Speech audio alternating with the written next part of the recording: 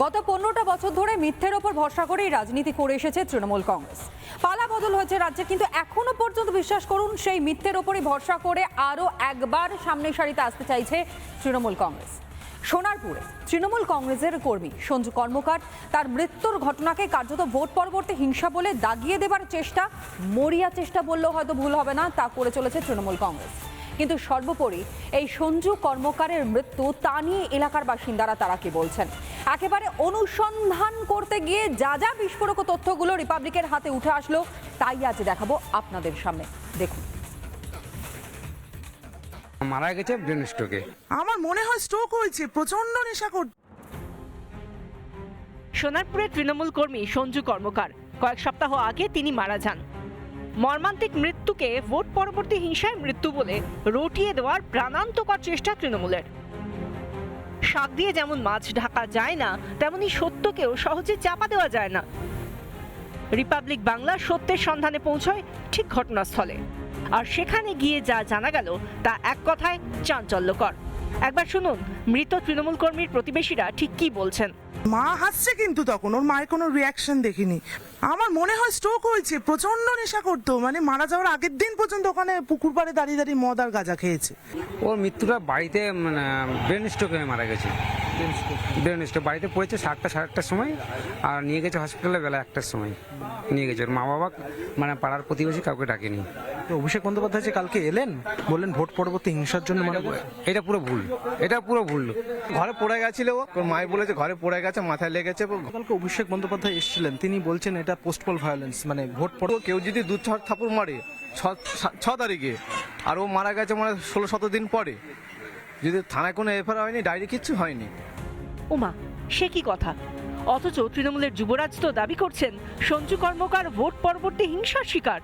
ঘরে পড়ে গেছিল, ওর মাই বলেছে ঘরে পড়ে গেছে, মাথায় লেগেছে। কালকে অভিষেক বন্দ্যোপাধ্যায় এসেছিলেন, তিনি বলছেন এটা পোস্টপল ভায়োলেন্স, মানে ভোট পর কেউ যদি 2-4 থাপুর মারে 6 তারিখে, আর ও মারা গেছে মানে 16-17 দিন পরে, যদি থানায় কোনো এফআইআর হয়নি, ডায়েরি কিচ্ছু হয়নি। অভিষেক বন্দ্যোপাধ্যায় সেটা ভুল, পুরোটাই ভুল বলছে।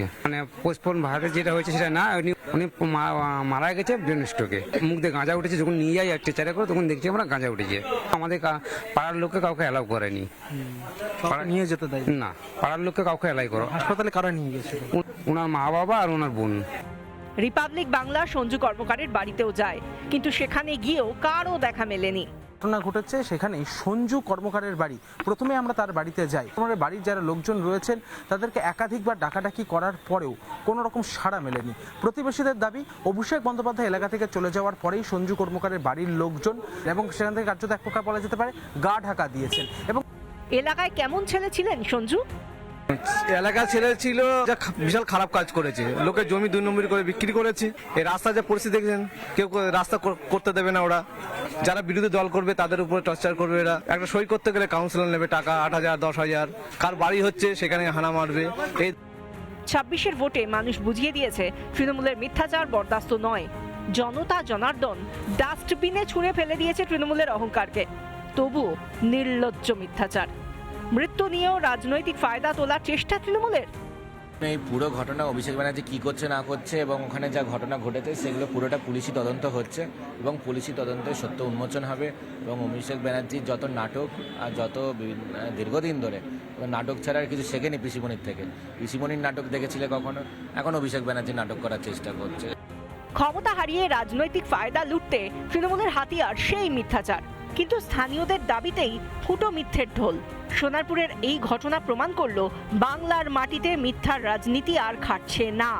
সত্য ঢাকা দেওয়ার শত চেষ্টা করলেও ফল শূন্য। শেষ পর্যন্ত স্থানীয় মানুষরাই তৃণমূলের মুখোশ টেনে খুলে দিল।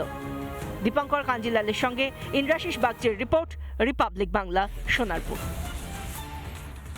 নানা ধরনের কন্টেন্ট দেখার জন্য লাইক করুন, শেয়ার করুন আমাদের ফেসবুক পেজ, সাবস্ক্রাইব করুন আমাদের ইউটিউব চ্যানেল।